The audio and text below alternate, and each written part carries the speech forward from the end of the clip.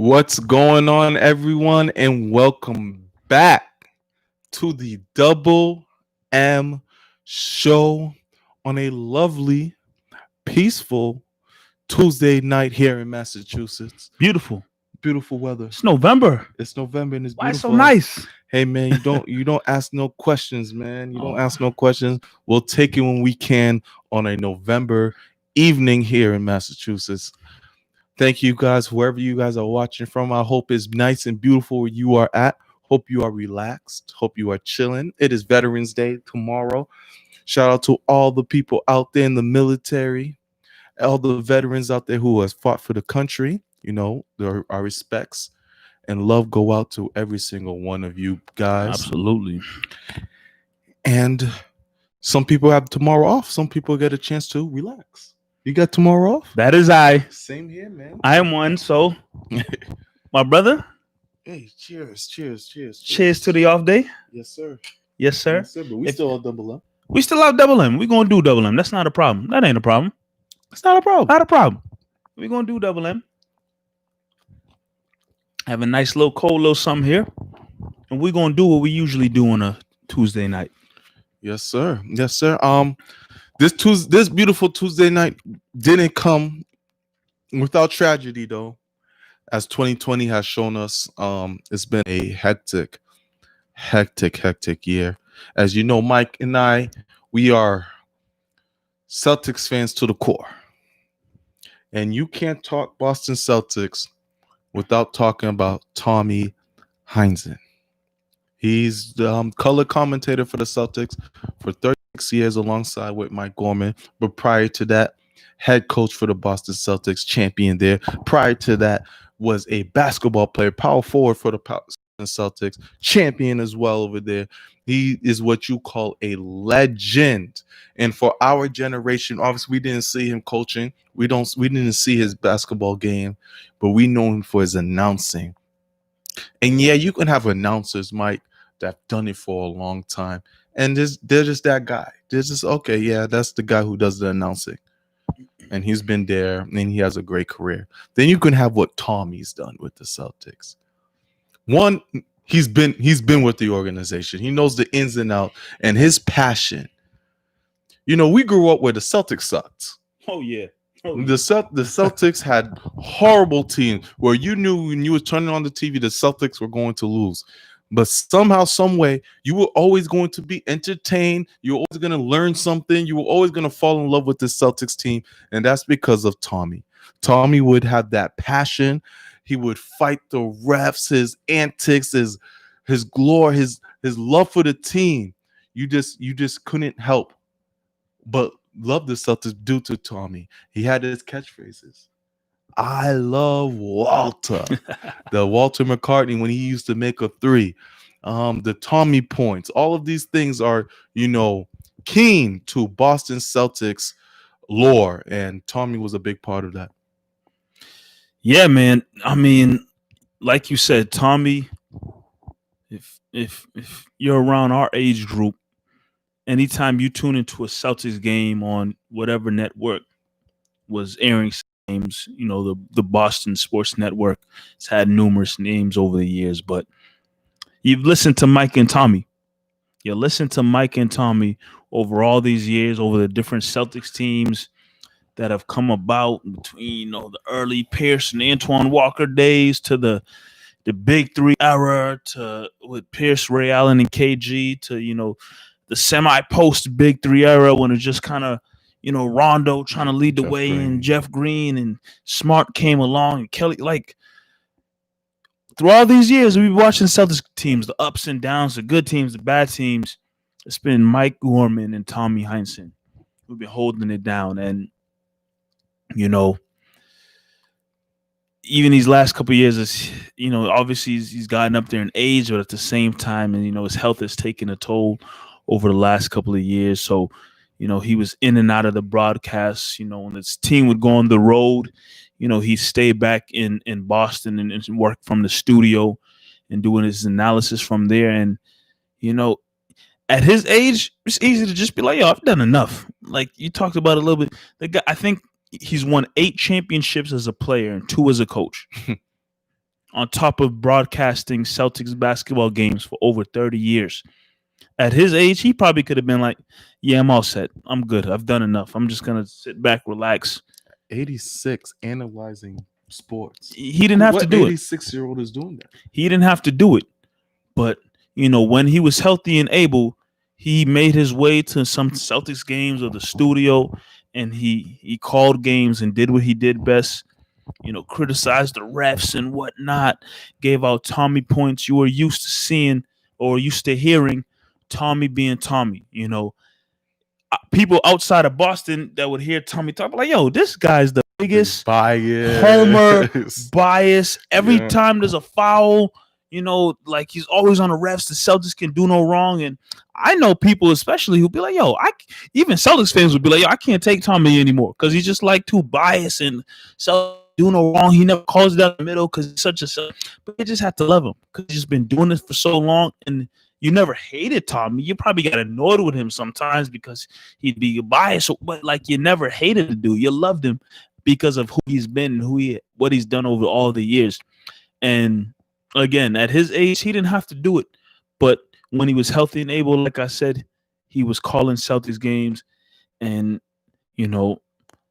I can't think of any other voice of Boston Celtics broadcast other than Mike and Tommy. Like, that's just what I'm used to. I know over the years, especially the last couple of years, they've had, guys fill in, when Mike's not around or Tommy's not on the road or whatnot, they've had guys fill in. And not saying they've done a solid job, like they're not bad. But in my lifetime, up until this point, all I know is Mike and Tommy calling Celtics games. And it's a sad day for Celtics fans, losing Tommy Heinsohn. I knew him on a personal level. I got a chance to work with him. So it was, I know what it sounds like hearing Tommy Heinsohn on the broadcast, but I also have heard him, say some wild stuff during the game that is stuff that he definitely wouldn't say during the broadcast. Do you have the Tommy story you can share for us on the podcast? Tommy's a great guy. Let me say this first and foremost. Tommy's great. I love Tommy. He's great. But he's a guy. He's been through the years, and right. So I don't remember what game it was or who the Celtics were playing, but he said something about a player or play or something that happened, and it linked a little over to the, I don't want to say racist. Like Tommy, I don't think Tommy Heinsohn's racist. Let me put Tommy Heinsohn's not racist, but he said something that leaned over to the more like, okay, he said something about that guy because of, his ethnicity or his race. And it wasn't nothing like. But what was it? I don't fully recall. I tell Mike to give us a Tommy story. All I'm saying, Mike says, well, he said some kind of. Listen, no, it wasn't like. My job was to tweet anything that Tommy said. What he said at that certain time, I knew I couldn't tweet it out. I know that for a fact. I don't fully recall what he said, but I know I laughed. It was like funny, but like I was like, okay, I definitely can't put this on social media. But I will say this. He was funny and great during the Celtics broadcast, but, sitting with him watching the Celtics game, he would say stuff like, okay, this is just real, raw. Like anybody at home watching a basketball game gets pissed off about a play. Like they're saying this. But obviously, as anybody who's on air or on TV, you got to censor and be mindful of the things you say to the public. You got to see his. But I got to see the real raw reactions to Tommy Heinsohn watching basketball, which is something that, people watching or listening to Celtics broadcasts, they don't get to see. And I was grateful for that opportunity, just to hear and gain some knowledge of, his basketball mind. It was cool. It was definitely cool for the season that I did that. But, Celtics lost a legend. A legend, man. Like, it's going to be weird moving forward. We talked about a little bit, they've groomed Scalabrine. Scalabrine's a great. He's great at what he does, and I think he's gonna 20 years from now, Scal's gonna be known more for his commentating than his basketball career, because he's 10 times better a commentator than he was a NBA player. He's really good at what he does. So yeah, they groom this gal to be the next guy.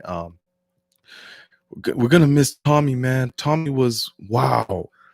Tommy was a Celtic through and through. He was one of those guys. Even if you didn't watch the Celtics, or if you were just an NBA fan, you knew about Tommy. You knew that he was a biased Celtics commentator and such like that. So it's a sad day for real. This is a guy. If you were a Celtics fan, you watched he was in your home every single night. All 27 years of my life, I know Tommy Heinsohn. So this is it's a sad day. It's a sad day. We're gonna remember him though. I've already laughed and smiled at so many videos and tributes that have come out on Twitter and social media on Tommy Heinsohn, because that's just who he was. And Celtics will honor his name well. The Celtics will do him right throughout this whole season and for going further. You see former basketball players that were only here for a short time. Evan Turner, Shane Larkin, Isaiah Thomas, guys only spent like a season or two or three. Season 2, 3 seasons are paying their respects to Tommy, because and that's not going to happen to every commentator, but they just knew how much Tommy cared about them, how much Tommy wanted them to be successful, the advice Tommy would give to them. It's just like seeing Shane Larkin. I don't know where the hell Shane Larkin is, right? Man could be in Australia. Yeah. For him to come out and show his respects to Tommy, Evan Turner, it was only here for a year and a half, going out and that just shows you, man, who Tommy was for the Boston Celtics and what he meant to Boston in general. Yeah, they would definitely show. I know there's little pictures and videos out there, but they would show prior to games, Tommy would be there on the sidelines, and you see sometimes different players sitting and talking with him. Obviously, the Celtic players are out there, doing their pre-game shoot around and whatnot, getting their warm-ups in, and it's obviously prior to, Mike Gorman and Tommy having to sit down and go on air. But he'd be sitting on the bench or whatnot, and you see different players come over sometimes and sit and talk with him. Maybe pick his mind, or maybe he's giving him advice, because he's a former player and a former coach. He's giving it to you from two different angles. And, obviously he's a much older guy, but the basketball knowledge is still there. And I know players listen. This is why a lot of the guys you just listed off, Shane Larkin and Evan Turner and Isaiah Thomas, guys who didn't spend long in the Celtics uniform, but got to listen and learn from the great Tommy Heinsohn, Hall of Famer, 8-time champion as a player, 2-time champion as a coach. It's not no random dude talking basketball with you. Right. He clearly knows what he's talking about. So, and I'm sure there's probably other guys who made comments or feeling, the effects of the loss that we don't know about. But he's touched a lot of players that have come through, the Boston Celtics organization. And, again, it's tough as fans, as players. If you know him, if you don't know him, it's tough all around. People are feeling this loss for sure. Yeah, I see Sam asking me, what did he say? Sam, I'm telling you, I don't recall what he said, but I know for a fact he said something that I could not tweet out from the Celtics account on Twitter. He said something about another opponent, or was it a Celtics player? I don't remember. I just know he said something that it tilted towards the race ethnicity side. I knew that for a fact. I ain't stupid. I heard what I'm dead sitting next to him. I heard what you said, guy. But I clearly not gonna tweet it. There's definitely been times, again, I don't really recall what he said, but there's definitely been times where he said something and he'd look at me and be like, yeah, make sure you don't tweet that. I swear. He's definitely told me yeah, don't put that. Don't put that. And I'm like, hey man, you good. Don't worry about it. But yeah, it was cool to sit and watch games with him. But R.I.P. to Tommy Heinsohn, man. R.I.P. to the great Tommy Heinsohn. Another legend we got to speak about quickly. Who passed? Alex Trebek. Jeopardy. You know, if you know Jeopardy, you know Alex Trebek. The two are anonymous. They're both. You can't say Jeopardy without thinking about Alex Trebek. And No.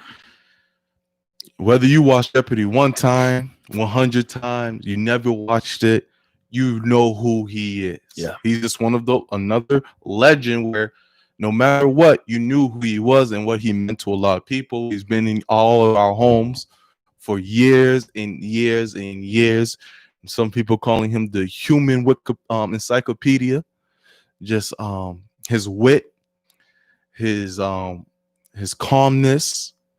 This is how Jeopardy ran. And, you watch Jeopardy as a kid. My dad used to make me watch Jeopardy, and the show was just so calming that I couldn't stand it as a kid. You want things to be, live action. When you think about game shows, you wanted to have some entertainment into it.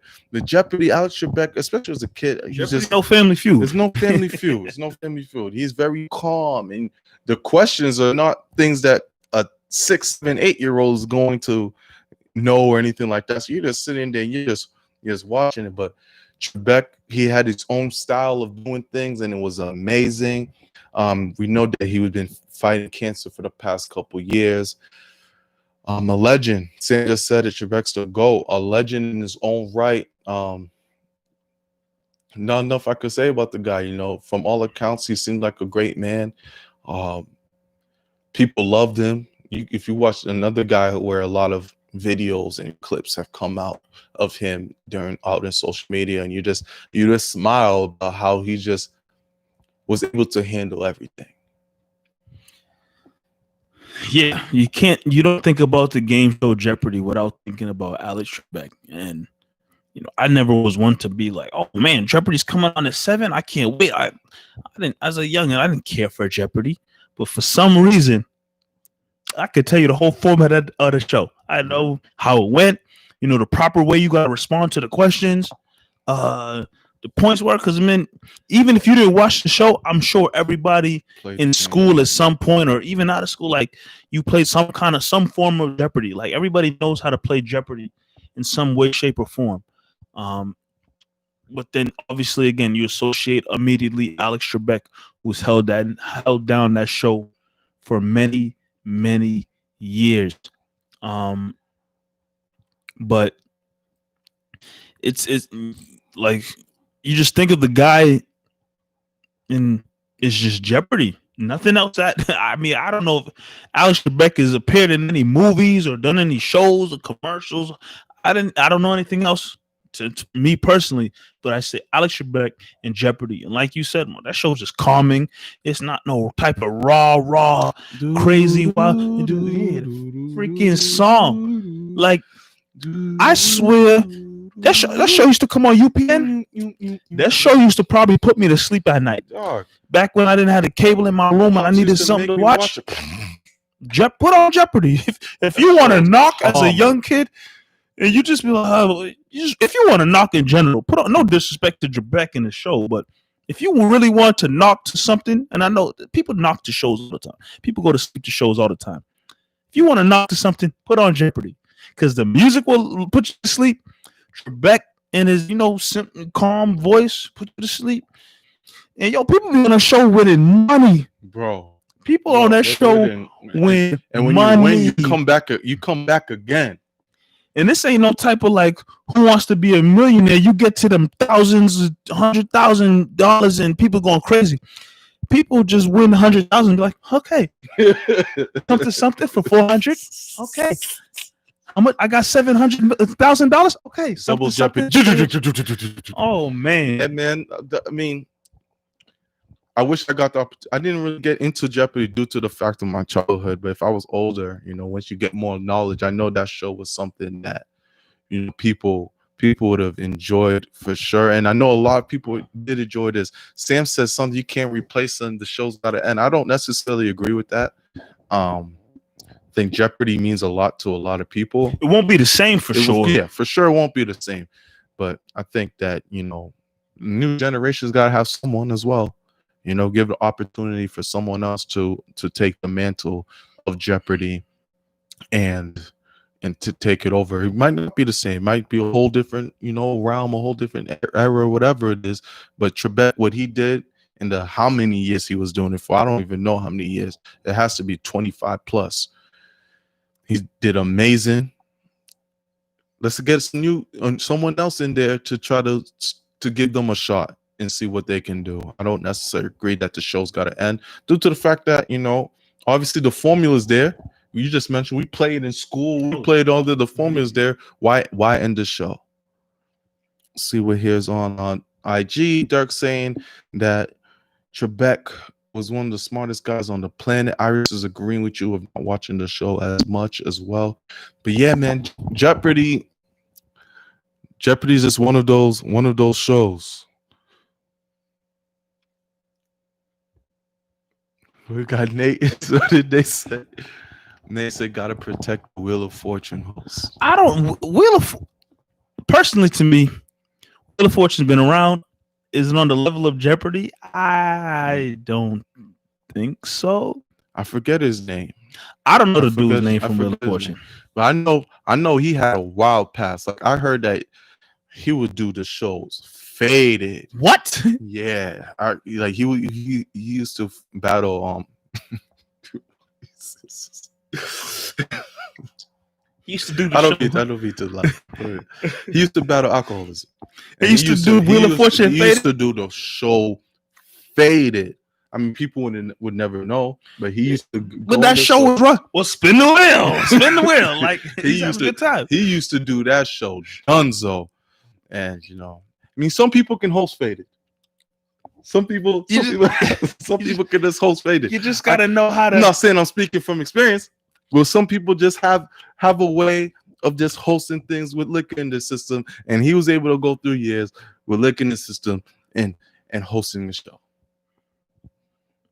That's my fun fact for y'all about the Wheel of Fortune. I didn't know that. I can't wait to Wikipedia that dude later because that's interesting. Yeah, indeed. Look it up. He came out and he said I used to host this show drunk. Yeah, he said he used to drink. He used to take vodka to the head. Sometimes, some people just need to throw some little back before they get on stage and go in front of the camera or something. I mean, it helps. It helps, Maybe there's some football players. Shout out to Priest Holmes. They used to take a shot right before. Yeah, players used to go, and then you watch Last Dance with Michael Jordan. He's talking about he's playing with players coked up and on types of old man. Hey, there's a reason why they didn't win that. There's a reason why they didn't win that. Oh man, but yeah, rest in peace to a lot of the people we lost. Another guy who many people know the name that we lost recently, Regis Philbin. Yeah, we didn't talk Regis about Philbin. Regis, I discovered Regis through Who Wants to Be a Millionaire. He was entertaining. Regis was funny. I didn't really watch too much. I watched it here and there once in a while. But one year, I don't know if it was my family or my cousin's family, we got like immediate family, extended family, bro. It's a difference. I should have said it like that. My fault. I don't know if it was my immediate family, extended family. Somebody got like Who Wants to Be a Millionaire, like board game or something. Or like board game that came with a DVD that you popped in, you played, something like that. And Regis Philbin's voice was on the game. So we played that, and I just get used to hearing his voice all the time. Who wants to be a millionaire? Ask the questions, phone a friend. That's a great game show. It's a good show. It's a good show. Questions is hard as hell. Oh my goodness. But the fact that you could You got options. You could call some. You can call. You had options. You can bank on the audience. The audience thing was the funniest to me because if the audience let you down, you have to pull the audience. You pull the audience. If the audience is wrong, what do? You want to get up and just smack everybody. Hold on, give us a minute, bro. Say you and your cousin's not real. Hey, Sam, I didn't want to say nothing. Sam, I corrected myself. Okay, he did. Sam might be on a delay. It's okay. But yeah, Who Wants to Be a Millionaire is a great show. I know Regis is famous for his morning the talk show. I but never watched that show. never in my life. Regis and Kelly. Yep. Like I never watched it. I know Regis from Who Wants to Be a Millionaire, and he did a hell of a job with that show. That show's still going on? Somebody hosts. Who hosts? Cedric Entertainer, something. For real? Is that a black host for Maybe it's not. I thought it was. Maybe it's not Cedric Entertainer. Somebody hosts Who Wants to Be a Millionaire right now. I don't know who it is. What show Terry Crews hosts? America's Got Talent. Okay. Was that Nick Cannon? Or they got rid of Nick Cannon for they got Terry Crews? Yeah, they got rid of Nick Cannon and put Terry Crews. All right.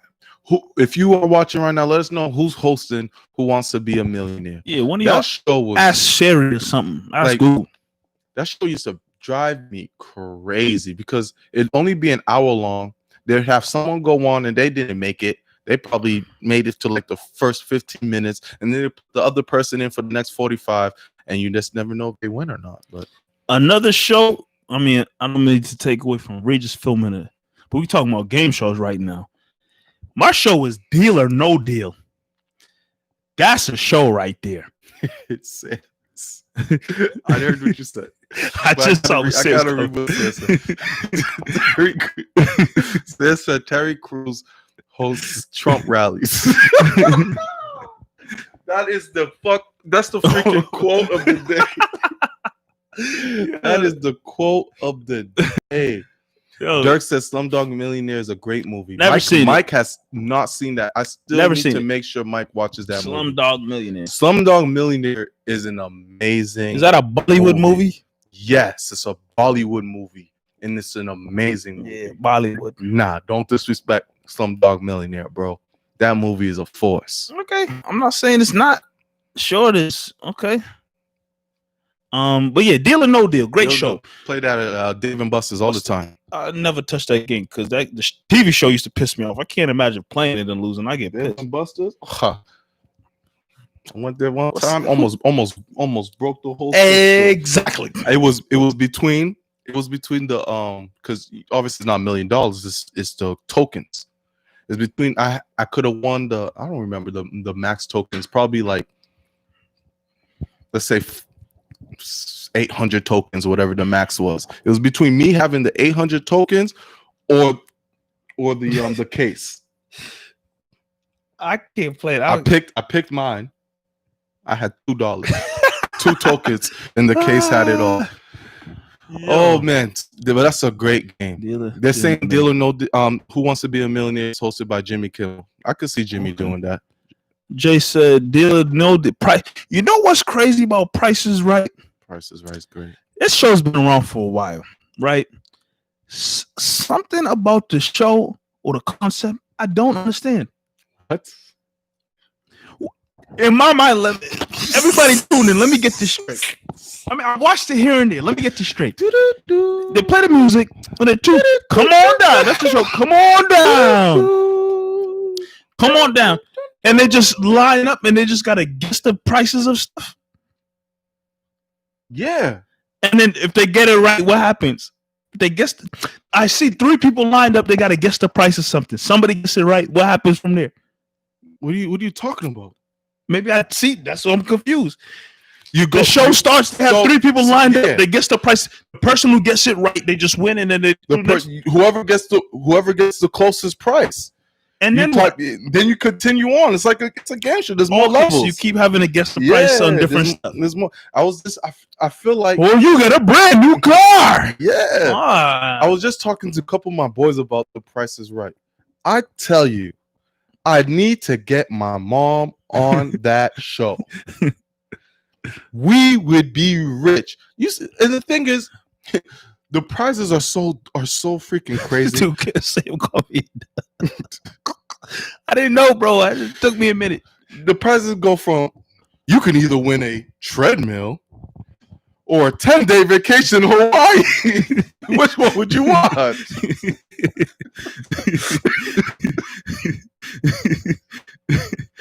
The prices, the difference of prizes you win is so wild. Yeah, a set of new furniture, or free ticket all year wherever you want to go. The one thing I know about that show, people be coming down on they used to lose their minds. People coming down them steps used to Get be going dressed up. crazy. That's how you get picked. You gotta make sure you extravagant for them to pick you. You gotta get the host to notice you. You know, Yo, Jay's ashamed of you. Bro. My fault, bro. I'm telling. I mean, I seen the show, but I never paid attention. But I explained it and I got it right. I just explained the whole show and I got it right. And then that show and then Wheel of Fortune, you just come. It's pretty much the same Mike, thing. Please. Come Mike. down, spin the wheel, right? Wheel of Fortune. It's Wheel of Fortune, bro.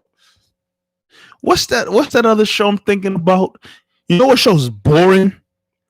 What's the show with? It's like playing Hangman. What's the name of that show? It's like playing Hangman. You know, we gotta guess the letters. Oh, the words. What's the name? What's of that the show? name of that show? Someone know. What's the name of that show? You gotta guess the words. That show boring as hell. Oh, that's Wheel of Fortune. No, not Wheel of Fortune. Is that the show he's talking about? To do with Does It Faded? You talking about Wheel of Fortune? Wait, I thought that was a completely different show. Are you talking about Wheel of Fortune? Whoa, I thought that was a completely different show.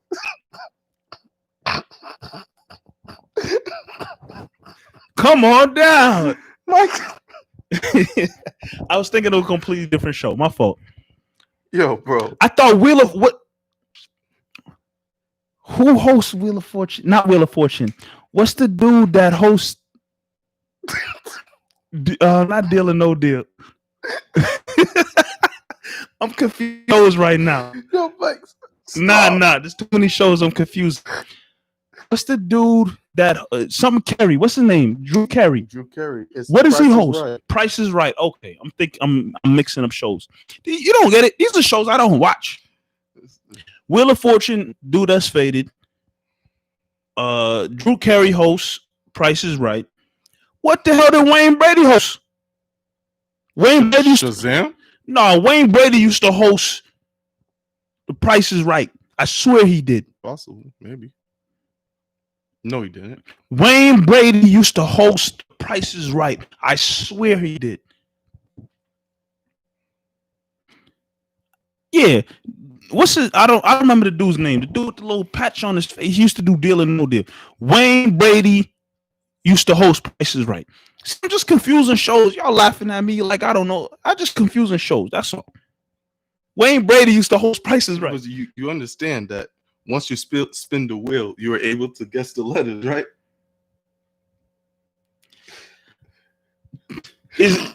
And Price is Right. They used to spin it. The dollars used to pop up. No, yeah, that's a completely different wheel. It's a different wheel when you. That's Price is Right. That was at the end. Once you already won, that was like a bonus thing. Okay. Thank you. My boy Scott holding me down, bro. Y'all talking like I'm crazy, bro. I'm just mixing up shows, but I know what I'm talking about. Yeah, mixing up shows. Wheel of Fortune, they still at the and then give me an S. That's Wheel of Fortune. Okay. Anyways, you ever seen? I know we're getting off topic, but y'all ever seen the Wheel of Fortune blunder, where it was this dude, college dude, young black dude. Oh, I know what you're talking about. And he got it wrong with the easiest letter. He spelled it all right. He was about to win. He needed like one letter. He needed one letter, whatever. But the word, I think I could be wrong, but the word had Achilles in it. So I'm thinking the word was like Achilles heel. Achilles heel. This dude said Achilles. Achilles heel. Achilles.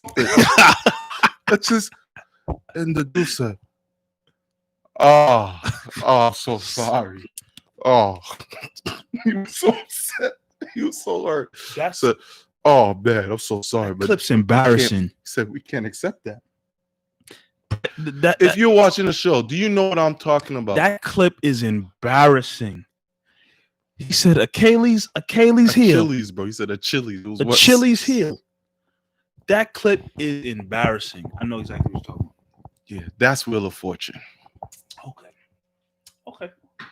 See, where I got mixed up was I was thinking about the wheel I was thinking of the wheel with the numbers on them at the different pricings and whatnot. It's two different shows. But Family Feud the GOAT? Family Feud's the GOAT. I think the best show right now is easily, I mean, clearly, yeah, shows have different hosts, so they bring different entertainment value to it. But Family Feud is taking it easily. Family Feud. Steve Harvey's got that show on lockdown and entertainment. The show's great. The shows are always good with the older hosts. Like, it's never been a bad show. It's entertaining show. Steve Harvey brings a little extra to it, but that's just a good, fun show. Steve took that show to another element, and social media, of course, helped with it and everything. But Steve really catapulted Family Feud. Family Feud is great. Easily.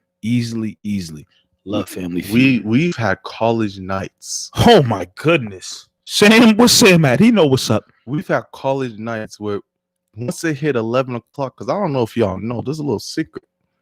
Family Feud at 11 o'clock, a little different than Family Feud that they show at 5 It's Family Feud After Dark. Easily. That's what they should call it. Family Feud After Dark. The question's got a little twang to it. A little twang. And so me, Mike, my boy Sam, living in college, 11 p.m., we didn't have nothing to do. You know, college kids don't sleep. We just put that on and laugh our asses off. Family Feud After Dark. That's what it's called. I swear that's what it's called. And there was always a black family versus a white family. Never fails. They used to, the question be like, name something you use as a tool at night. Some random question like that. Yep. So a woman would come up there and say some wild stuff. A song, Steve, a song. Steve Harvey. Yeah, that show at night. And then right after Family Feud was Baggage. Woo! That was like our guilty pleasure. If y'all got some time, I don't think they show Baggage anymore. Nah. That Game Network don't show Baggage. Not in 2020. Look Baggage up if y'all got some time. Y'all want an interesting show to watch, something like that. It's got to be on YouTube or something. Look Baggage up, because that shows it's like game show with a little bit of Maury Twisted and Jerry Springer. Is crazy. That show wild. So if y'all don't know what Baggage is, for those who don't know who are watching right now, shout out to everyone who's watching. Please feel free to hop in the comments on Facebook, IG, and YouTube. Like and subscribe as well. Subscribe. We're almost at 100 subscribers. So please, if you are not subscribed, subscribe right now. Tell a friend to tell a friend to tell a friend. Tune in. Yes.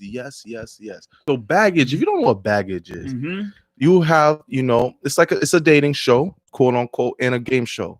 So you either have a male or female contestant, and they would have to. So if it was a male, he had to pick off of 3 female contestants, and the 3 females will have 3 baggages that come with them. The first baggage would be light.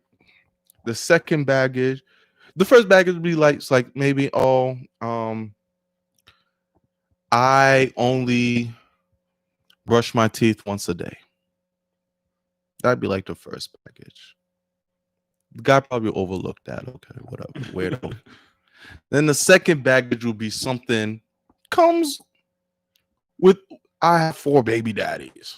It comes with like a little extra. And the third baggage will be something wild. Yeah. And then that person would have to. But after each round, you'd have to eliminate someone. You eliminate whose baggage is the worst. Yeah, whose baggage. And then you get to the last person, and then they bring out their third baggage, and you can accept them. But the twist is, you also have a baggage as well. The show is wild. The show's twisted. The show, me, Mike, and Sam will just be looking at the TV, commenting like, "Oh my God, no, they got to do this. No, he got to pick her. He got that show." 11 o'clock midnight, bro. We used to be stuck watching that. Baggage. Again, I don't think that show's on the air anymore, but I don't think they could keep that show going. It was pretty entertaining. I can't lie. It was pretty wild. Again, it's like a game show easily, but like a little bit of Maury and and Jerry Springer and Ricky Lake mixed into one. Yeah, the baggages I use as examples are nowhere even close. Them things are wild. Some of the you stuff got they used to say. hoarders. It was just whoa, great time. Whew. A lot of shows out there, man. A lot of shows. I'm sure there's more shows that we're not thinking of. We hit the basics. The heavy hitters. The show that I always wanted to pop that never really popped, and they've tried this many different ways, is the game Password. And I'm not familiar with it. And it's similar to Taboo. It's very similar to Taboo. You say a couple words, and that other person across you needs to guess what you're trying to say. And they've done many variations of it. It's never gotten picked up from big shows, or it's never lasted many seasons or anything like that. But that show's always entertaining to me. If you play Taboo, you know how fun Taboo is. But yeah, that show just never transpired. I think if there's any show that I used to watch that never was huge. I can't think of any. I watched the same. Oh, Eric brought up a crazy one. I have a story for this one too. I think we've talked about this before. I've heard that name. Silent Library was one of the greatest shows I've ever seen. Game show. It was on MTV. Yep, you definitely talked about this. It was on MTV. You get you and a group of your boys or a group of your girls. I think it would be 6 of you guys. And then you have to do a crazy task, but you're in the library and you can't make noise. So like you flip it and you got picked. Maybe to be a sumo wrestler, and the sumo wrestler's got a body slam you or something. Whoa. And then your boys can't laugh. Whoa. So imagine we're with all our people and something crazy to happen. You can't laugh at all. And if you make any type of noise, you don't get the money. Don't bring me on that show. Don't bring me on that show. So in 2011, me and my boys tried to go. Shout out to my bro Weez. He was 17 at the time, so Weez couldn't do it at the time. So we waited a year. Weez was 18, we were 19. All our boys we signed up. We was ready to do Silent Library. They canceled it like a month before. Damn. We were sick. It's easy money, but if you got picked to do one of those tasks, you were gonna get messed up. Like people would throw ish at you. You're gonna get hurt, embarrassed, some type of way. But the key is just not to get picked. If you asking me to be on some show and ask me not to laugh if something happened, I'm losing. I'm losing. Don't bring me. I promise you, don't bring me, because we ain't winning the money if I'm on that show. Sam said, "Moment of Truth." What's that? Never heard of Moment of Truth. Not familiar with that show, Sam. I mean, we think of the game shows. There's a whole million different shows. Fear Factor. Fear Factor was a show I always knew I would never do. You know, there was certain stuff on Fear Factor I could do. I think I could get away. You could get away with. Like a couple of them eating competitions. Like, you Caribbean, bro. Like horse testicles and stuff. You was able to eat all that. I swear one episode. I swear it was one episode that like, this dude, what's his name? Joe Rogan, be like, you have to eat a bucket of pig feet. what Dave Chappelle do that one episode is Tyron Baker? You want me to eat some sauce, bro? Yo, with my bin, just give me a fork and some hot sauce. If you got some water, that'd be fine too. You would have got lucky if that was the man, case. I swear one episode was like, yo, you gotta eat some pig feet. Excuse me? You would have got lucky. This time you were in a freaking jar. Yeah. And they're just dumping spiders all over you and they're just crawling. You gotta just stand there and you couldn't be in a tub with some tarantulas, bro. How many? Dude said how many? They dump a bucket of tarantulas on you. A bucket of tarantulas? Yeah. And you just have to lay there the longest. I could do a bucket of tarantulas. What if they said they gotta dump a bucket of snakes on you? No. You knew the snakes wasn't poisonous, nothing. But how do I know that? They tell you, bro. They're not gonna put you in a bucket with poisonous snakes. They'll tell you, like, yo, it's a bunch of garden snakes. They're not poisoning nothing. They didn't put no freaking garden snakes on them. I mean, they didn't put them in a tank with poisonous snakes, bro. That's gonna freaking kill you. They wouldn't do that on the show. So you tell me you'd be able to just lay down and have snakes just all over you. Huh? The ones I knew that I couldn't do for sure is anything with heights and water. The height stuff. Heights and water is over for me. The height stuff are crazy. I'm not making it past. I make it past because the first stunt is usually what? Drive a car through some barricades and crash. And, they get folded though. Yeah, they get. But you're gonna like crash your car through something. Like that's okay, whatever. And round 2 is like, oh, you gotta eat a bucket of pig feet. Mike, no, I'm good. What makes you think it's gonna be pig feet? I'm just throwing pig feet out. Yeah. But once they get to that final round, I've seen them eat some nasty-ish, bro. Yeah. Obviously, once they get to the rounds, yeah. And then they're yakking. Things are coming out of their nose. They're suffering for $10K. I'm all set. I think depending on what they say, if I'm on a show, I could try. But once they get to the last round, be like, yo, you gotta drive your car into the 15 feet of water and unchain yourself with a chain and you die. The last round was always a force. Tell Joe Rogan, like, yo, y'all don't even have to check my time and tell me I'm out. The last round was always a force. It's not even a question. I'm out.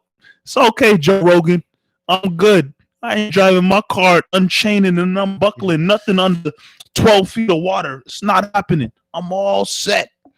Yeah, when Fear Factor first came out, bro, that was a wild show. MTV was lit during our kid era, preteen era. Fear Factor and all of that. That was a good time. I always wanted to put my older brother, I don't know if he's still watching, I always wanted to put my older brother on Scare Tactics. I don't know if y'all know about Scare Tactics, but sure that show right there. What's wrong with you? Oh, I wanted to put my brother on that show bad. Because my brother, he's a little scared. A little scared of some things. And I feel like if I coordinated with them, the producers of the show, I would have got him good. That show used to have people wild. Yo, this one scene of Scare Tactics. I'll never forget. It's so funny to me. I don't remember the tactic, the scare, whatever. There was people in the car. All of a sudden, they just seen some dude float in the air, and they were shook. And the person go, "He gone, he gone." I always think about that scene. The person just flies up there and they go, "Oh, he gone, he gone." Scare Tactics is a wild show. Like, if you always think about getting scared and maybe punching somebody in the face and stuff. Like, there's definitely episodes where, because, you know, the whole point is to, like, scare somebody and they just standing there scared and whatnot. Oh, yeah, I'm scared. Right. There's definitely episodes where there's people like, yeah, I'm good. And they just take off running. And then the actors be like, hold on, come back. Yo, Scare Tactics, hold on. Yo, because there's some people like, yo, I'm not sticking around for this. I'm out. No way. I'm out. But that's a good show, man. We had some good ones. Yeah, for sure. Now, like shows like this were to come on, either no one's gonna watch them, or you have to put them on like a Netflix or a Hulu or a streaming service for people to try to. The world's different. It's different now. Yeah, these game shows definitely got to come on some kind of streaming service for people to watch. Because I don't know if MTV or whatever showing any type of new game shows or anything like that. It wouldn't work like. And plus, every type of show now is some kind of reality, love and hip hop, Love Island, Bachelorette. I feel like that's what all these shows are now. All these shows now are, you know, will you be the one? Are you gonna choose me? Is our love gonna make it?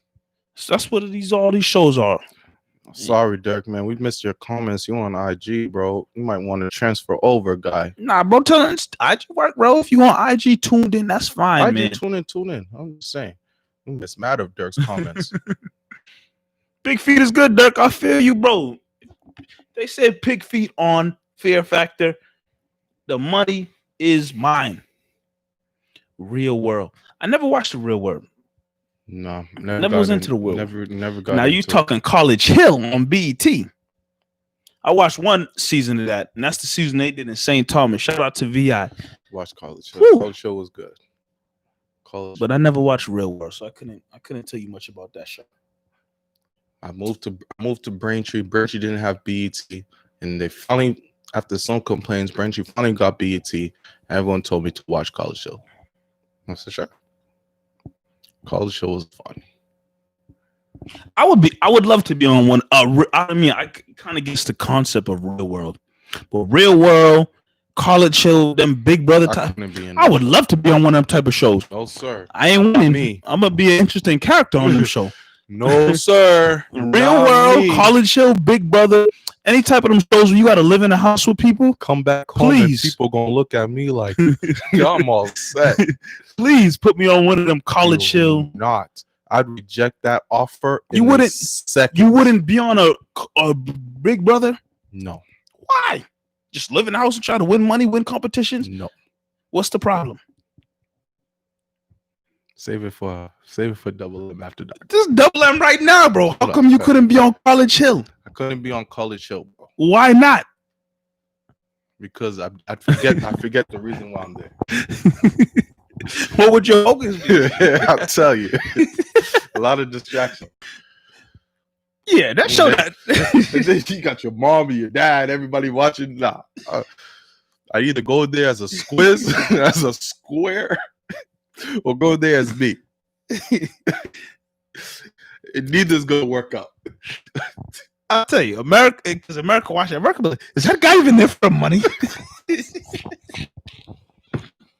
Is he even there for the money? Yo, I feel you, Sam. It ain't gonna be me, Sam. I'm telling you, it ain't gonna be me. They're not gonna have the green light, the dark. What is it? You wouldn't be a show. What's that show used to be called? I Love New York. Nah. What if I'm not being on no I Love New York? I Love New York, I'm bro. not fighting 30 dudes for one Johnny, bro. Never happening. I Love New York. But then, you wouldn't do that, and then you wouldn't do the show like not Bachelor, Big Brother, where it's just everybody trying to get after money. No, I couldn't do it, bro. You couldn't do any show like that. I couldn't do any type of shows like that. Dude, Marv will be straight distracted. I couldn't do it, bro. I could not do Big Brother, Real World, none of that. I couldn't do it. Too many distractions. They'd be getting faded. They'd be yo, them show producers just be giving them fridges of liquor. Yo, I couldn't do it, bro. I wouldn't wake up on time. Yo, they'll come into the do like, all right, today we're filming it. So like, yeah. Oh. They kick me out. Yo, we can't have this kind of show anymore. He just drinks every day. Marv, we told you have to be up at least by a certain time. You could filming today. We're filming the next episode today. You have to be ready. Missed the last 5 screenings. I'll tell you, I'm a grown ass man. You put me on one of them shows, the way my hangovers work, they gonna be filming. I'm just do cutscenes. Yeah, so we gotta go out to a restaurant today, and we gotta be done. I'd be done. I couldn't do none of those shows, bro. And then they do the little side scenes where you try to interview in the room solo. Ask you I'll be done. They be like, yo, so Mike, how did you feel about that situation? Let me know when this is over. Yeah, Mike, what did you think yesterday when it happened? Look, you think I remember? Oh man, yeah. Putting that, especially at a younger age, like fresh out of college, like a lot of them shows you like 20, 21, 22, 23. Yeah. My goodness. Especially at that age. Oh my goodness. That age, yeah. You want me to be 22, 23 on World College Hill? Welcome to New York, and they put you in mansions, bro. Living lovely. With his side rooms, game rooms, private rooms. The fridge is stocked with food and liquor. The backyard got a pool and hot tub. They think I live in a basement. Where'd you guys get this guy? Oh my god. Yo. Yeah, not me. No, I'd reject it in a second. I know myself. I wouldn't reject it, but they're not gonna get what they're asking for out of me on that show. I promise you that. Mike Going to Weston was a reality TV show, huh?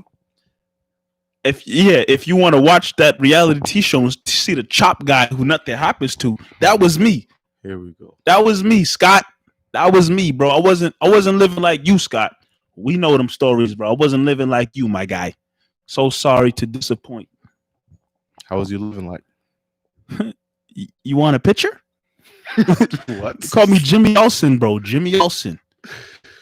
Just What's wrong with you? That was Jimmy Olsen, bro. Shout out to my guy Dirk, who said what Dirk say he is? Alfred. I'm Jimmy Olsen. Would you like a picture, sir? You want a picture? Shut up. Oh man! Wow. Okay? So you asked me if I could be on like I Love New York. What up? I Love New York. Could you be on that? Beautiful woman, girl of your dreams. No, Beautiful woman, girl of your dreams. Girl of my dreams. And you telling me they say, Mike, you have a chance to date or become so-and-so's man's. You just got to compete with 20 other dudes. I can't do that. As confident as you are, Mike Nice. This dude said, Mike Nice. You are Mike Nice. You wouldn't do it? I gotta be on a show where I gotta battle. You gotta do 20 other dudes for one girl. You've seen the shows before. You just gotta do a little thing. Nah, bro. I'm not sitting there trying to work. The way that show works is the dudes on the show, they doing everything to work for that girl's attention. Simps. Huh? Yeah. No, they doing everything to work for that girl's attention. Because in the show, you gotta in this episode, who's gonna be the one to game the date for the night? Just stuff like that. Who's getting boxed at night? I don't give a damn that much. And if I remember how them shows work, the girl's not around 24/7. So it's just you living in a house with 12 other dudes or whatever. And then you got to figure out who's going to be the one to work hard to get her attention and say some slick. All right. So next question. Work like that. Could you be the Bachelor? Oh, put me on a Bachelor, bro. Easily put me on a Bachelor. You could be on live TV and be the Bachelor. What's it? Flavor of Love, bro. Yeah. I could do that. Mike, I need a slick name. Who wants to get tuned up by the mechanic? Put me on a slick show like that. You couldn't do it? Hell no. Why not? Mm-mm. Why? I'm all set. What's the problem? You couldn't be on a show? Is Meezy or does it? I'm not being on no type of reality show. You could. Why? But 12 girls is trying to gain your love. You tell them you couldn't do a show like that. You just got to choose which one you want the most. That's the concept's amazing. So why couldn't you do a show like that? The concept's beautiful. I just couldn't be on a show like that. I don't get it. It's an amazing show. I'd rather watch. I'd rather, you know, during For the Love of Ray J and the Flavor of Love, the Homies episode. When the homies come through. Danger. She smashed the homies. Danger. I want to be that guy. Yo, this is my boy Marv. You know, is coming in to check out, feel out the girls and all that. You know, I'm gonna do the math. I can't take them all. Why wouldn't you want to be the main guy who everybody's trying to get at? I'm not a main guy character, man. You're not a main guy character? I'm not a main guy character, man. You just fade into the background? Yes. You're crazy. Yes. Put me on a show like that. I'll be the guy. Absolutely. As long as when you on the show in week 5, when they say, okay, you got to invite your friends. Bring your boys in to analyze the girls. When they need analyzation, just call me. Call me so I can, I get my little screen time in. Look, you want to put me on a show and tell me I need to find the one? I'll go through the whole show. How many episodes they got? You go on dates with them? I'll analyze them to find who is the one. Yeah, bro. Do that. Find your one. Me? Let me analyze. Could never be me. Marv's capping. How am I capping? Sam. He is. How am I capping? I believe it, Sam. How am I? You tell me, Marv, you're going to get a show right now to be the Bachelor. 20 women. And you're going to say no? I'm not doing it. You're crazy. I'm not doing it. You're crazy. I'm not doing it. You got 20 women to find who could be the possible love of your life, and you wouldn't go through a show like that? I'm not doing it. What's the pressure? It's not doing it. There's no pressure on you. The pressure's on the girls. I'm not doing it. They got to do whatever to show that they're the one for you. Why is the pressure on you? I'm not doing it, Mike. I'm not doing it. I don't get it. I don't get it. I'm not capping either. I'm being dead ass. I don't get it. I would hope that I'm some sort of enough. It's not about that. And some kind of charming enough to be on a show like that. Me, I'd be flattered. Wow. But you turn it down. Wow, really? B? Nah, but I want to do it. It's not my stilo. It's not my stilo.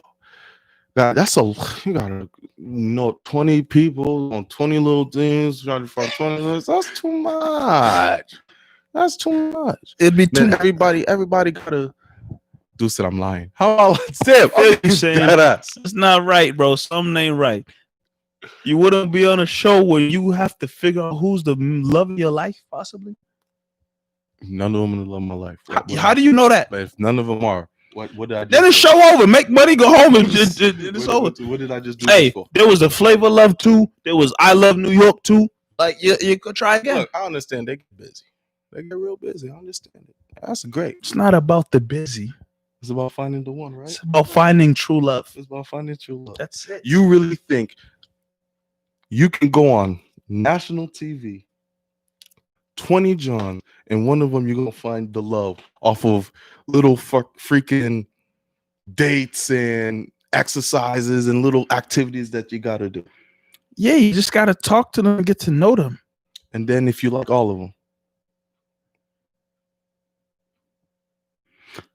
it's process of elimination. And how are you doing that? You got to give your flower at the end of the episode to the one you truly love. That you'll be able to decide right.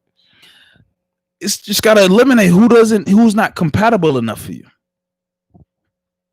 I'll watch them all. I'll watch them all, bro. I'll watch them all. I know how to work.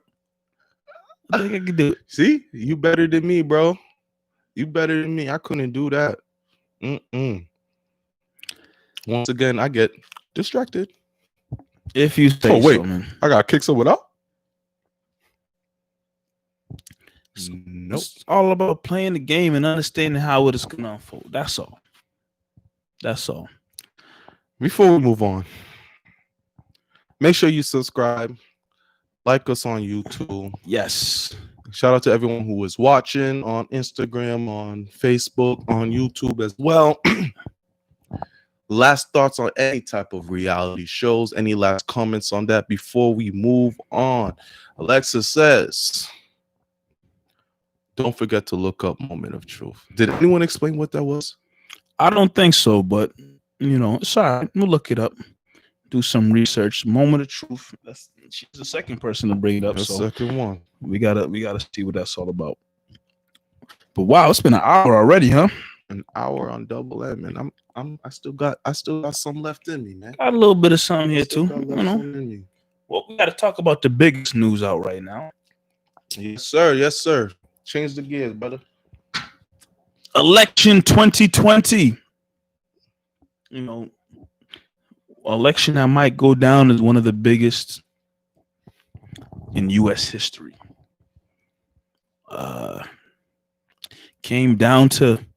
Pretty much came down to Donald Trump versus Joe Biden. Triple overtime. And never has there been an election that is, extended past. At least I don't remember. Other than Bush versus Gore, where there was some funny business going on in Florida with the votes and whatnot. For the most part, you get election day, and by the end of the day, who was president. There wasn't any real debate or, we don't know yet, gotta wait till the votes. There wasn't any of that before. You'd usually have an idea of who was the president that same day. But this year was different. You had the most, ballots and votes ever in history. The election happened on Tuesday. Was it the 4th? I'm not sure if I'm getting the days right. The election was Tuesday the 4th, I believe. Yep. No, the 3rd. The 3rd, sorry, Tuesday the 3rd. And we didn't get the results or the clear-cut winner till Saturday the 7th of November. It's a long time. Long time. I'm telling you, days of people, people waking up early. I mean, me, I can speak for me specifically, waking up early to tune into CNN and ABC and NBC. Before I go to sleep at night, I'm tuning in to see CNN, ABC, NBC, because I want the latest. I wanted the latest counts and numbers and details to figure out who was going to win the election. And here we are, fast forward, today's November 10th. It's clear that Joe Biden is going to be the next president of the United States, the 46th president of the United States. And, the thing with this election is I'm not even going to come at it from a point of, people should have voted this way. People should have voted that way. Going into that Tuesday, my whole thing was just the fact that, and I've said this to many people I've talked to, we're living in a current day and age where it's Tuesday, election day in November, and for the most part, all you see on the news is different stores are boarding up their windows and doors. Different stores and businesses throughout the United States are boarding up their doors and windows because they're afraid of the repercussions and the effects following the election. Stores don't want to get destroyed. Businesses don't want to get destroyed because they're afraid of what's going to happen after the election. Again, this is not me saying, you should have voted this way or voted that way. This is me saying, I have never, in my years of living, I've seen how many elections now, presidents. I've been alive for Bill Clinton, Bush, Obama, Trump, and Trump twice, Obama twice, Trump once, Obama twice, Bush twice. But even in any of those prior elections, there was those days leading up to the election, night of the election, there was never any conversation of, stores need to board up and business need to board up because things could get wild and protests and riots about to take place. I've never heard that in all the years I've been living and have seen and gone through elections. But for some reason in 2020, that's what the conversation is around. People are afraid of riots and protests going on and businesses getting destroyed because of the election. That all comes from the fact that we've seen how the country has been ran the last 4 years. We've seen who's been in office the last 4 years. I don't care if you talk about Democrat, Republic. It's not. When Bush got elected, I didn't hear anything about stores and riots taking place. Or when Romney and McCain was running for president and they're Republicans or whatnot. It doesn't matter. A person who's run this country has led this country to a place where it's easy to look at possible riots and destruction and businesses and stores getting destroyed because of how things have been in this country the last 4 years. And just the fact that the country has come to that right now in this day and age is sad. It's sad, was sad, whatever you want to see it. But that's just what the United States of America has been. And here we are. Again, today's November 10th that we're recording the show, doing the show live. And there's a new president that is going to be taking office in January, the president-elect Joe Biden. And at the end of the day, again, whether you Democrat or Republican, I think people know right now, like, it didn't matter who you voted for, what you stand for, what you with. I think there's a good majority of people, and you can see from the final results of the election, that wanted to see Donald Trump out of office. That's just what it boils down to. Yeah. Going back off to some of the things that you touched upon, on a personal level, working in the school system, Boston Public Schools, I had students that I was looking to see on Wednesday, Thursday, Friday, and parents texting me saying, "Hey, my kid's not coming out the house right now until this election is figured out." Getting that text, that's when it made it real. Like, wow. I had Muslim parents text me saying, "I don't want my kid being out right now until this election thing is figured out." It's never happened in That like that right there blew my mind. And all I could text back, I understand. Like, wow, that's so true. And please be safe and be careful. Due to everything that you brought up on how the country has been run in the past several years. And when Obama was elected in 2008, you saw the country and you saw the world celebrate. This was something new. A black man became the president of the United States. Not only was that big in America, but that was big in the world. Like, the world just saw, wow, the US elected a black man to be president, and everyone celebrated. Everyone rejoiced. Everyone went crazy to love. And I said to myself, and I know a lot of people said, there'll never be a celebration like this for a president again. There'll never be joy and people dancing in the streets for a president like this again, because everything's going to go back to, being as the norm as it should be. Then Trump came. So whatever your political views are, I really don't care. Trump came, and you saw what happened. Biden gets elected, and you saw that same joy rejoice again. And it was different. It wasn't due to the fact that Biden's the savior or Biden is someone who's going to turn this whole thing around in 4 years, but it was, wow, we got this man out of office.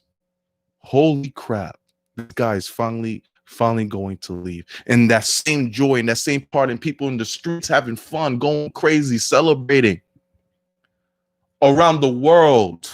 Not only in this country, around the world. People are celebrating around the world. There's people in countries right now that see the United States as their beacon of hope. Whether they know how much they have to grind in here, they see United States as their beacon of hope. And that beacon of hope was taken away from them in 4 years. Knowing that they can't come to the United States no more due to what Trump is doing. They can't have that hope and try to change their lives due to who's in office. The whole world started to celebrate again due to the fact that this man was out of office. I thought on 2008, that was going to be the only time we saw a celebration like that for a president. I was wrong. 12 years later, we saw it again on Saturday, November 7th, when Biden was finally, once again, was finally elected as president. You saw that joy. You saw the relief. The thing that Obama was preaching in 2008 was hope. I think that came back again in 2020, where some people have hope. Some people have hope again that, things can maybe, possibly turn around a little bit. Maybe we can finally get things going. And something our boy Dirk made sure to mention, and he said it a couple times, is we can say what we want that Biden won. 70 million people still voted for Trump. So, like, the war is not over. not by a long shot. And we all know that. We're not stupid. We understand what's going on. But that's just something important to see. And I think, a phrase, U.S. showed their ass. Like U.S. really showed who it is in these past couple years, who they really are, and the foundation of how racist this country really is, and what they really think of some people. And they showed it to us. They showed it to us in the 4 years, and we know that Biden coming in, that's not going to change. But now we have something to work towards, and I think that's why you saw a lot of people rejoice and show joy and be happy and relieved that, you know, Donald Trump, no matter what he does, will have to leave office by January. Yeah, I mean, when it boils down to it, like, this country has a lot of hatred within it. This country has a lot of, you know, racism within it. This country has a lot of injustice within it. And that's just been throughout the history of the country, no matter who the president is. I know, you know, people praise Obama and whatnot and how great a president. That didn't change the fact that this country had all those things I just listed in it, within it. But what makes things difficult and even worse in this country is when you have a country, when you have a president that, in a sense, empowers those things to take place within this country. You know, Donald Trump as president was just a bad reputation, was just a bad perception, or I'm trying to find the best ways to word it. Him being the face of the country was just a bad look, because in a sense, he empowered a lot of those things that is within this country. Because, like I said, those things are all prevalent. Joe Biden is going to be president, and a lot of those things are still going to be here. Like, again, the work is in place to try to eliminate and end a lot of those things to make sure they're not an issue and slow them down as much as possible. But at the end of the day, they're still going to be within this country. They're still going to be within the world. Like, it takes place everywhere in the world. But sometimes, depending on who you have in power and leadership, it can help suppress it a little bit, ease it a little bit. You know, you're not giving some things power by things you do or say. When Trump was in office, he was giving a lot of those things power. He was enabling some of them things to happen. And what you just said, you know, the United States is like a beacon of hope to some other countries sometimes. You didn't see a beacon of hope when you saw Donald Trump as the president of the United States. Not at all. You didn't see that. You know, obviously I live within this country, and I can't necessarily speak for other people in other countries, but I'm just assuming when you, over the last 4 years, when you looked at this country and you saw Donald Trump, you're not like, oh my goodness, America, like that feeling that I can assume it was out there before wasn't there these last 4 years. And you know, the type of person you would want to necessarily represent this country and speak to the people during, you know, State of the Union addresses or going out to speak to other countries and dealing with issues and whatnot, the way that man Donald Trump went about a lot of things is not the way you would assume your leader would go about things. And you know, obviously 4 years was too much time, but you know, it's over. And like I said, yes, a lot of those things that are taking place with the United States, you know, hatred and injustice and racism, is still here. Like, it's not necessarily going anywhere, but hopefully with the president who in Joe Biden, who understands and is knowledgeable, especially having you know, someone next to him in terms of, you know, Kamala Harris as the vice president, and they both seem to have an understanding and knowledge of what the hell this country has looked like the last 4 years. They can take proper steps on trying to do whatever they can to not let some of the issues that we've seen heightened to different levels over the last 4 years continue to be what they have been. Yeah. You brought up Kamala Harris. Can't go without saying. First woman vice president. Now we're talking about the first black women vice president. We talk about this. We talk about on this show a lot. If you've been following Double M, representation matters. Representation matters. You know, black boys were able to grow up and understand that a black man could be president of the United States.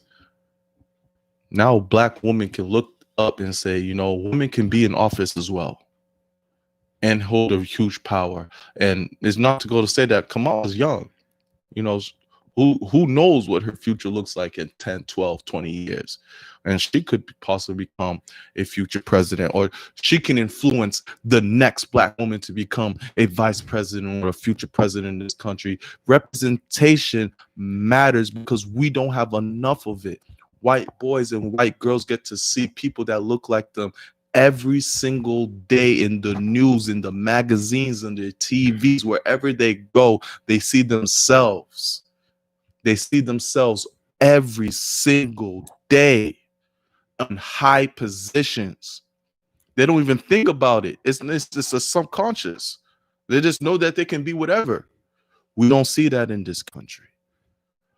Seeing a black woman, whatever your views are of her, seeing a black woman become vice president, leader of the free world, vice president, is huge. It's huge. Some could say it's just as big as accomplishment as a black man becoming president. You're taking a woman who don't hold high positions like this, and then you take her, she's black on top of that. Like that's major. It's incredible, major. And I don't think it's been talked about enough. Honestly, I don't think it's been talked about enough. Obviously, the attention is that Biden has become president, but what Kamala has done for people across the world right now, to see that there's a black woman holding such a high position in this country. Amazing. And I hope, that really sparks the mind of beautiful black children all around the world to understand that, they can do what she's doing and they can be better. They can be better than that. What Kamala did is not rocket science. Well, Biden's up there, not rocket science. If you learn anything while watching the debates, if I had a kid, if I was with my little brother, little sister stuff, and they're watching the debates, these aren't geniuses. There's no genius on the TV right now. You watch those debates, these are not geniuses. You can be that, and you can be better. No one in their right minds looked at the TV and said, oh my God, these are the two candidates that really should be taking over and ruling this world. No one in the right mind says that. They've been put in that position. Okay, we're going to have to deal with that. But there's no genius out there. No one's jaw dropped when they spoke. No one's IQ raised when they were speaking. Anybody, if you put in the work, especially if you're a person of color, there's a chance now. There's a beacon of hope that we keep saying. There is hope that you can get there. And that's how important of November 7th of Biden and Kamala taking office is. Absolutely. I mean, at the end of the day, this country definitely needs some healing to come its way. Nothing will be perfect. Nothing in this world is perfect. People can strive for perfection in different ways, but nothing will 100% be perfect. And, I personally, believe that and understand that. But at the same time, what I do understand and have seen and witnessed, that in a lot of different ways, it feels as if, as a country, we've backtracked for sure over the last 4 years. We've backtracked, and the way people are perceived, especially if you're a black person in this country, the way we're perceived, it just seems like things have gone backwards. And you just can pray and hope and believe and wish that, like I said, with Kamala and Joe Biden taking office, who seem to have an understanding of the healing that needs to take place within this country, that things just can get better. Will things be perfect?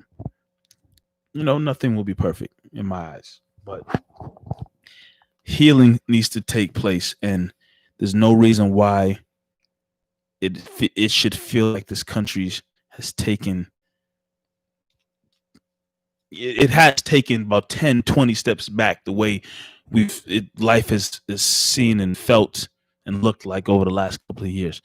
But with the right leadership, I think that the right steps, the correct steps in the right direction can take place for this country. There was definitely a period in time where it's like, you look at the United States and like, they're the top of the line. It's like United States is clearly, seems like it's up there with the way life is going and how it's run and different things. But that's not what it seemed like. It's felt like as of late. And hopefully, 2020 has been a hell of a year for many different reasons. And hopefully, as we turn into a new year and 2021 starts, and then this new regime takes office, things can take a turn for the better, in a sense. For sure, man. Well said. Everyone who's tuned in right now, we got people on the YouTube asking you guys right now, just click that subscribe button. We almost at 100 subscribers. It takes 2 seconds. Click the subscribe button. We do this every Tuesday. Great show. Another great show. Oh man, great show, great entertainment, great conversation, not only between us here, but everybody who's tuned in, IG, Facebook, YouTube. We love the interaction. We love the conversation. We love telling stories, have your input with the stories and conversation. Like we say this all the time, and it'll never get old. This show doesn't flow without you all tuned in, dropping your 2 cents in the comments, giving us your point of view, how you feel, helping fill in the blanks. So sometimes we forget certain things. We need it. We love it. We need it for sure. I appreciate you, Sam Bam. Appreciate you, God, for real. Thank you. Have a good night as well, Alexa. Just double M. Just double M, man. Double M. Good laughs tonight. Appreciate y'all. Hey, for those who aren't working, if you don't work tomorrow, this is a cheers for y'all, right? It's still early. It's still early. Enjoy your nights. Hey man, we can hop on the IG. Oh, folks, a little double M after party. We told y'all about Family Feud after dark. Y'all want the IG after dark? A little double M after party. You want to tell you, we gonna finish these cups, but if you with it, you jump over to the IG. We gonna have this refilled because we don't work tomorrow. No, not at all. Double M. This is double M. That's Mr. Mike Nice, the new Bachelor, coming soon on ABC, BET, VH1, whoever network want to pick Show's them up. Gonna be called Hulu. Who Needs a Tune-Up? With the mechanic. Ooh, check me on episode 5. The fellas in town. Episode 5. I'm gonna have my swag, my gear on. Yo, Mike, got your swagger right. Mike, I don't really know about this one over here. I'm gonna pick the baddest one, of course. I don't really know about this one. Yo, Marv, go talk to her. See if she's right for me. Let me know what you think. I got you, bro. I got you. Then you don't see me for the rest of the episode.